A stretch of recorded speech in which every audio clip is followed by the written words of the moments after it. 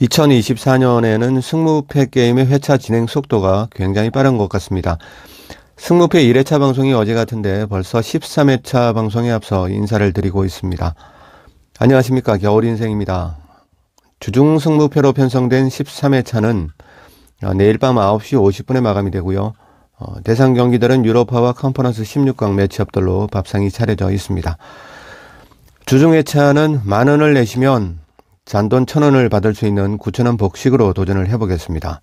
저도 개인적으로 주말 회차인 14회차에 포커스를 맞춰서 준비 중이고요. 그렇다고 방앗간을 그냥 지나치는 참새가 돼서는 안 되겠죠. 13회차 승무패는 어쩌면 폭망할 수도 아니면 기회일 수도 있는 회차로 가늠을 해봅니다. 행운이라는 것도 행동으로 옮기는 자들의 몫입니다. 당연히 2월이겠지 하고 13회차를 포기하신 분들에게 진심으로 감사드리고 제가 대신 맛있게 먹어보도록 하겠습니다. 자, 그럼 13회차 승무패 분석 방송을 시작해 보기 전에 구독과 좋아요 부탁드리고요. 저는 1번 경기가 펼쳐지는 네덜란드 암스테르담으로 먼저 가보겠습니다. 13회차 승무패는 결과가 어디로 튈지 모르는 요지경 승무패로 예상이 되고 있습니다. 그래서 전술적인 이야기나 감독님들의 포메이션, 부재가 예상되는 A 라인업들의 현황 같은 부분들은 가능한 한 배제를 했습니다. 그리고 간단한 팩트들로 여러분들에게 전 경기를 말씀을 드리겠습니다. 자, 1번 경기부터 가보도록 하겠습니다. 아약스가 에스턴 빌라를 홈으로 불러들이는 일정입니다. 하지만 프리미어리그 직전 5경기에서 15골을 퍼부었죠. 에스턴 빌라가 정말 끝을 알 수 없을 정도의 상승세를 유지하고 있는 에스턴 빌라를 아약스가 잠재우기엔 다소 역부족이지 않을까 생각을 해봅니다. 직전 22-23 시즌부터 고향 땅으로 돌아온 베르바인의 경기력이 정점을 찍던 상황에서 베르바인이 이탈을 했죠. 그 이후로 아약스는 리그 성적에서 또한 1승 1무 2패로 어울리지 않는 경기력을 보여주고 있습니다. 우나이 에메리 감독이 버티고 있는 한 에스턴 빌라는 여전히 전술적인 강팀으로 인정할 수밖에 없고요. 특정 선수들의 의존도가 높아진 아약스라는 부분까지 감안을 하면 에메리 감독의 에스턴 빌라 입장에선 깔끔하게 1차전, 2차전 모두 수입까지 가능해 보이는 매치업으로 사료가 됩니다. 에스턴 빌라의 단통 승리 구간으로 담아가 보겠습니다. 다음 이번 경기는 전술적으로 다소 유사한 팀들끼리 만났습니다. 노르웨이 몰데와 벨기에 클럽 브리에의 매치업입니다. 체력적인 우위라는 게 경기 결과에 미치는 영향을 몰데는 레기아와의 32강전을 통해서 여과 없이 보여주었습니다. 16강전에서는 똑같은 휴식기를 부여받았던 클럽 브리에를 상대로 레기아전의 그 미친 경기력에 진위 여부를 검증받는 자리입니다. 누적된 체력의 손실 피로도는 몰데가 조금 덜하겠죠. 하지만 상대가 부상 라인업들이 속속 복귀를 하면서 지난 주말이었습니다. 퍼스트 디비전 A에서 본연의 경기력을 회복한 클럽 브리에라는 점은 레기아전의 데칼코마니는 되지 않을 것으로 보여집니다. 지난 주말에 그 클럽 브리에의 퍼스트 디비전 A 경기를 보면요. 그 B클럽이라는 생각이 들 정도로 굉장히 좀 유연한 몸놀림, 그리고 일단 한 5분 정도만 봐도 이 팀이 지금 폼이 좀 정상적으로 올라와 있구나 하는 생각이 들 정도로 굉장히 좀 깔끔한 팀, 그런 이미지라고 보여집니다. 그래도 또 몰데에게서는 그 레기아전에서 보여주었던 그 미친 경기력에서 그 얻은 소득이 바로 위닝 멘탈리티라고 볼 수가 있죠. 어떠한 상황에서도 원정에서도 승리하고, 원정에서는 3대0으로 승리를 했죠. 홈에서 3대2로 승리를 했고, 그렇게 보면 레기아와의 경기에서 2경기에서 6골을 넣을 정도로 굉장히 그 라인 간의 유기적인 그 움직임, 그런 부분들이 상당히 인상적인 몰데였습니다. 그래서 브리에는 지금 현재 라인업의 결손이 없고요. 또 몰데는 상당히 좀 그 분위기 자체가 업되어 있는 진짜 하이텐션의 어떤 팀이라고 보여집니다. 그래서 2차전에서 다음 2차전에서 진검승부를 기약할 수도 있기 때문에 1차전은 다소 좀 직전 32강전과는 다르게 좀 지루한 경기가 이어질 것 같은 생각도 듭니다. 무승부 구간에 안착을 해보고요. 좀 새로운 소식이 들어오지 않는 한 이번 경기는 무승부로 선택을 해보겠습니다. 3번에 편성된 대상 경기는 스톤 그라츠와 릴의 매치업입니다. 릴의 일정이 정말 끝내줍니다. 폰세카 감독이 어떤 마음을 먹고 있느냐, 자, 그 부분만 알 수 있다면 예측이 수월해지는 경기이지만 최종 라인업을 보기 전까지는 알 수가 없을 것 같습니다. 리그왕에서 지금 릴이 처해진 위치가 2위 브레스트부터 8위 스타트랭까지 챔피언스 리그 티켓의 남은 2장을 위해서 옹기종기 모여있는 리그왕입니다. 향후 리그 일정이 6점짜리 매치업으로 5연전이 배정되어 있는 릴입니다. 자, 릴 같은 경우는 유로파 경기를 제외하면은 리그왕에 지금 닥치는 5연전이 모두 2위에서 8위 안에 있는 점수가 따닥따닥 붙어있는 챔피언스 리그 티켓의 경쟁자들로 5연전을 치르게 됩니다. 여기에서는 한두 경기만 삐끗하면 내년 시즌에 챔스 티켓은 물 건너가게 되는 상황이기 때문에 릴의 입장에서도 향후 리그 일정을 뭐 이렇게 등해시할 수는 없지 않나 그런 생각이 듭니다. 폰세카 감독이 뭐 다소 힘을 뺀 라인업으로 임전할 가능성도 배제할 수가 없는 터라 이 고민을 많이 해보고 있는 3번 경기입니다. 릴의 현재의 전력으로 감안한다면 카벨라와 오나스가 빠지는 좌우 윙어 포지션이죠. 그 부분에서 좀 일시적인 부침이 예상되기도 하지만 릴의 관록과 스톤 그라츠의 월등한 홈 경기력을 감안해 본다면 이 마킹 구간을 선택하기가 쉽지 않은 3번 경기입니다. 3마킹으로 콩닥콩닥 뛰는 마음을 진정시켜 보겠습니다. 4번 경기는 올림피아코스와 마카비 텔아비브의 매치업입니다. 이스라엘 팀들은 이제 우리가 선입견을 버려야 한다는 생각을 하고 있는 겨울 인생입니다. 아시아존에 있을 때의 이스라엘의 모습은 온데간데 없죠. 강팀들 속에서 자생력을 키워오면서 그렇게 해서 탄생한 두 명품 클럽이 마카비 텔아비브와 마카비 하이파라고 보시면 될 것 같습니다.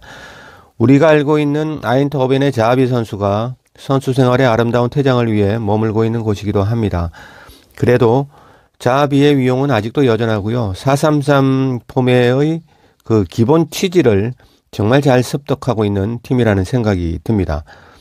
마카비 텔아비브가 또 하필이면 홈 절대 강자 올림피아코스와의 일전이라는 부분이 걸림돌이죠. 물론 걸림돌일 뿐 마카비 텔아비브의 아마 젖잘사 같은 느낌의 경기가 되지 않을까 그렇게 전망을 해보겠습니다. 무승부라는 이변에서 자유로운 구간은 아니라고 보여지고요. 마킹 구간을 줄여야 하는 그 소액도전 회차인 만큼 투표율 그래프는 정말 마음에 들지 않지만 올림피아코스의 단통 승리 구간을 이 부분은 참 무승부도 굉장히 좀 마음이 가는 그런 경기입니다. 하지만 모든 구간에서 복식을 칠할 수는 없죠.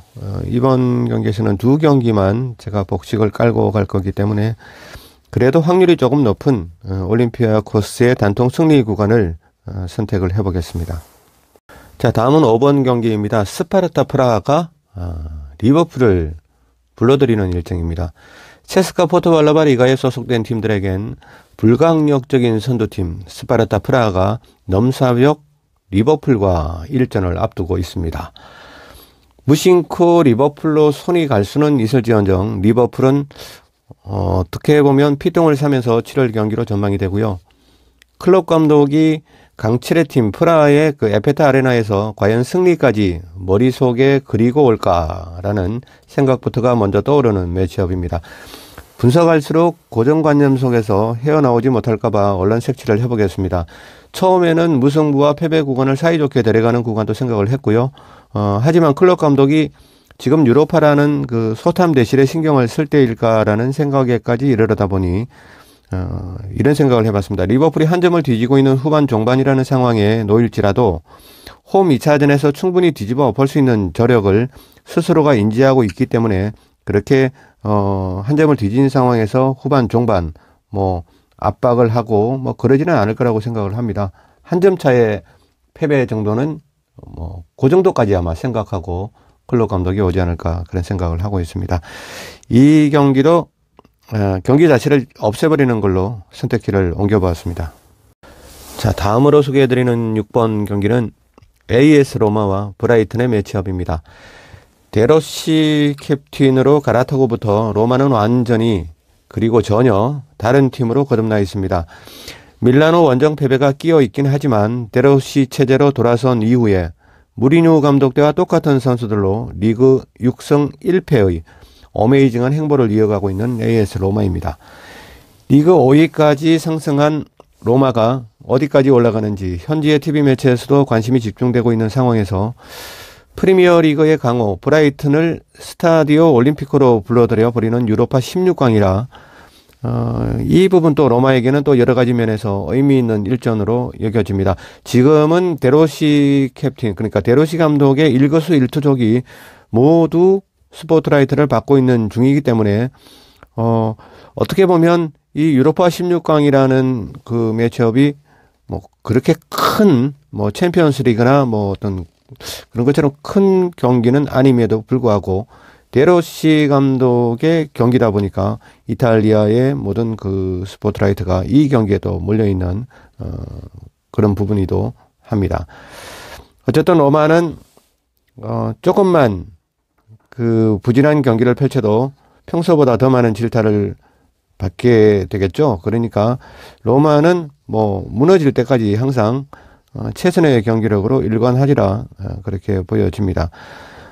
전체적인 팀 분위기나 최근의 경기력에서 유추해 볼 수 있는 결과는 당연히 로마의 승리 구간이겠지만 프리미어 리그의 순위 경쟁에서 이제 완전히 밀렸죠.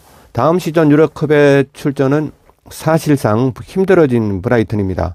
그래서 리그보다는 뭐 그렇다고 강등권하고는 상당히 또 거리가 있죠. 그래서 유로파에 쏟아붓는 열정의 크기 그리고 동기부여 측면에서 볼 수 있는 브라이튼의 승리에 대한 의지 이런 부분 또한 남다를 수밖에 없지 않나 사료가 됩니다.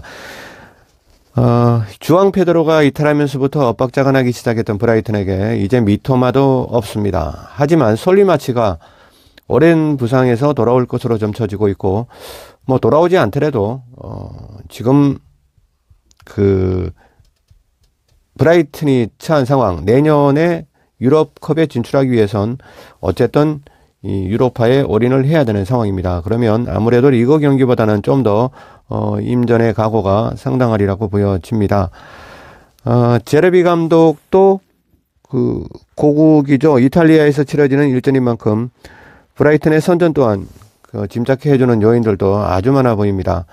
가파른 상승세의 로마와 유로파 챔피언 반지에 올인할 것 같은 브라이튼이 겨루게 되는 6번 경기의 겨울 인생의 선택 구간은 서로가 아쉬운 결과로 보여지는 단통 무승부로 종료 휘슬이 울리게 되지 않을까 조심스럽게 전망을 해보겠습니다. 다음은 7번 경기입니다. 카라바흐가 레버쿠젠을 아제르바이잔 아그담으로 초대하는 일정입니다. 스포츠 게임의 승자 예측에 있어서 100%라는 게 존재하지 않는 건 당연히 알고 있습니다. 그래도 20여 년 전에 그 축구 스코어 게임이었죠. 축구 스코어 게임이 폐지가 되고 곧바로 축구 승무패 게임으로 전환해서 발매가 되던 시절에 그 시절에 아스날이 그 무패 우승을 했었죠. 아스날이 그대로 빙의된 듯한 현재의 레버쿠젠입니다. 자, 레버쿠젠은 이제 남은 10경기만 집중하면 전철 같은 분데스리가 무패 우승의 업적을 이룩하게 되는 레버쿠젠입니다.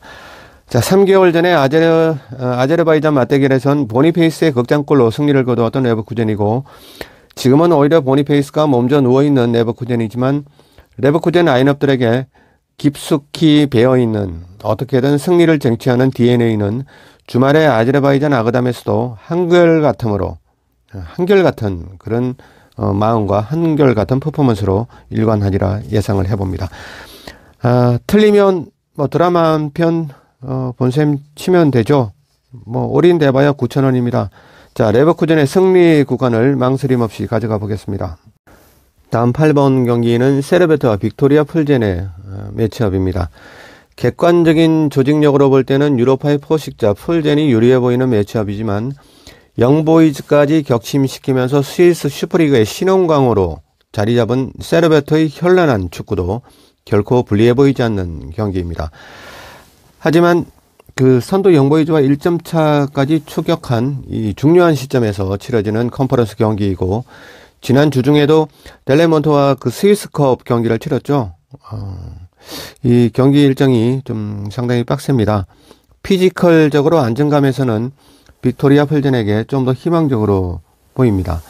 풀젠은 리그에서 4경기 연속 무실점을 기록하고 있습니다. 세르베트도 컵 경기 컨퍼런스 포함해서 4경기 연속 무실점을 기록 중인 부분은 두 팀의 현재가 얼마나 상승세의 꼭지점을 찍고 있는지 대변하고도 남음이 있습니다. 비록 제네바에서 펼쳐지는 경기지만 한 달 전부터 2월 17일인가 14일인가 아마 그럴 겁니다. 한 달 전부터 3, 4일 간격으로 7경기를 치러내고 있는 세르베트 라인업은 빅리그의 빅클럽의 라인업들처럼 그 완전한 더블 스쿼드가 되지 않는 상황에서도 3, 4일 간격으로 7경기를 치러내고 있는 세르베트 라인업이라고 가정을 한다면 이제부터 조금씩 체력적인 방전에 노출되지 않을까 사료가 되고요. 세르베트의 투혼의 무승부에 한 수를 내려놓겠습니다. 다음은 9번 경기입니다. 이 경기는 전술적으로 상당히 상반된 양 팀이 만났다는 그런 느낌이 듭니다. 위니옹과 페네르바체의 매치업이고요. 위니옹은 직전 프랑크푸르트와의 컨퍼런스 32강전에서 푸에르타스의 존재감이 가장 커 보였지만 32강전에서 또 준수한 활약을 보여주면서 위니옹 생질로아즈의 16강행을 지켜냈던 좌측 미들라인의 라포우신과 오른쪽 삼선의 알리스타의 부재가 예상되는 부분은 팀 전력의 10%는 내려두고 경기장으로 떠나는 느낌의 위니옹입니다. 갈라타사라이가 탈락을 하면서 터키의 마지막 희망이 된 페네르바체지만 페네르바체까지 쉽게 물러설 것 같은 그런 느낌은 들지가 않습니다. 페네르바체의 선전이 예상되는 경기이기도 하고요. 위니옹은 벨기에 리그가 3백이 대세죠. 그러니까 위니옹 생질로아즈는 벨기에 리그의 대세인 3백 존에서는 독야청청 중이지만 4백 라인업에 대항해서는 간간히 어리버리한 모습을 보여준 바도 있는 바 터키의 마지막 자존심 페네르바체의 투혼에 한 점 더 주고 싶은 겨울 인생입니다. 이 경기도 사실은 무패로 배팅을 하고 싶지만 또 많은 이 경기가 아니더라도 리스크가 너무 많은 그런 13회 차이기 때문에 하나로 선택을 해보겠습니다. 처음에는 또 이 경기도 무승부를 예상을 했었는데 이 페네르바체 패 구간에 형성되어 있는 이 짧은 그래프가 상당히 매력적입니다. 승부패 게임이니까 당연히 짧은 그래프가 더 이뻐 보이죠. 그래서 어차피 무승부에도 틀릴 수 있고 패 구간에 가도 틀릴 수 있는 거 저는 더 짧은 그래프로 선택을 해보겠습니다. 자, 드디어 10번 경기까지 왔습니다. 디나모 자그레브와 테살로니키의 매치업입니다. 이 경기의 주 포인트는 양팀 A 라인업의 당일 컨디션에 좌지우지하는 게임이 될 거라는 부분입니다. 워낙이나 예상을 뒤엎는 유럽컵의 행보를 보여주었던 팀들이기도 하고요. 분석을 하면 할수록 자그레브나 테살로니키나 축구 변방국의 플레이라고 하기에는 화려하고 아주 역동적인 공격 전개 방식이 돋보이는 팀들입니다. 서로가 지키려 하기보다 정복하려는 성향이 강한 팀들이기에 무승부보다는 한쪽의 손을 들어주고 싶은 매치업입니다. 디나모 자그레브의 승리 구간을 공략해 보겠습니다. 자, 13회차 승무패의 가장 난 코스가 개인적인 생각이지만 8번, 9번, 10번 이 세 경기라는 생각이 들고요. 이 구간에서의 승자가 상위 등수에 진입하지 않을까 사료가 됩니다. 사실 세 경기 모두 무승부에서 멀리 도망갈 수 없는 매치업으로 보여집니다. 그냥 속편이 무무무로 픽을 하는 게 결과치의 기대값이 더 좋아 보이는 구간이기도 합니다. 저는 홈 정배당으로 이루어진 이 8번, 9번, 10번 이 세 구간에서 승리한 팀, 무승부한 팀, 패배한 팀, 한 경기씩 이렇게 출몰할 거라는 망상에 사로잡힌 배팅을 해보았습니다. 이상으로 겨울 인생의 축구 이야기 채널에서 편성해드렸던 13회차 승무패의 분석방송 일부 시간을 마칠까 합니다. 잠시 후에는 오후 4시에서 5시경, 그 정도 될 것 같습니다. 4시에서 6시경, 그 정도 될 수도 있을 것 같고요. 멤버십 전용 채널을 통해서 방송되는 2부 시간과 내일 오전에 편성되어 있는 겨울 인생의 축구 이야기 승무패 13회차 최종 확정 구간 방송 때 다시 찾아뵙겠습니다. 감사합니다. 지금까지 겨울 인생이었습니다. All I ever needed was a nice cold man.